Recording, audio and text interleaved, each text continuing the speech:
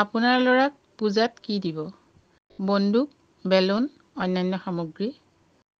বন্দুকটো যে সৰুতে হাতত তুলি দিয়ে, এই বন্দুকটোৰ পৰিণাম কেনেকুৱা হ'ব পাৰে আপোনালোকে চিন্তা কৰি মোক কমেণ্টত জনাবচোন।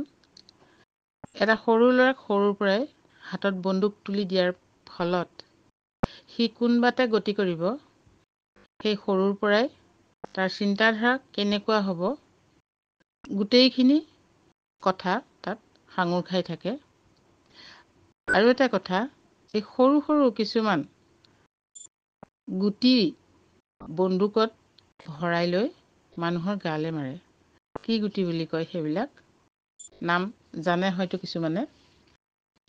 সেই গুটিবিলাকে মানুহক অপকাৰ কৰে আৰু সেই গুটিয়ে মানুহক মৃত্যু ঘটাব পাৰে। যদি হিচাপৰ জেগাত পৰি যায় তেতিয়াহ'লে কিন্তু অপকাৰ সাংঘাতিক আছে। গতিকে আপোনালোকে চাই চিতি আপোনালোকৰ সন্তানক পূজাত খেলাৰ সামগ্ৰী দিওঁতে চাই চিতি দিব।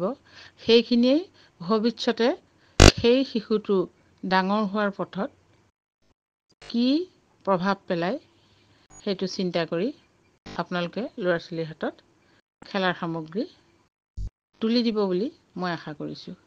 মই এইকাৰণে ভিডিঅ'টো দিলোঁ, যিহেতু এতিয়াৰ যুগত আপোনালোকে শুনি আছে কেনেকুৱা ধৰণৰ হৈছে। উঠি অহা ল'ৰা ছোৱালীক যদি আমি সুপথে পৰিচালিত কৰিব নোৱাৰোঁ তেতিয়া কিন্তু আমাৰেই বিপদ।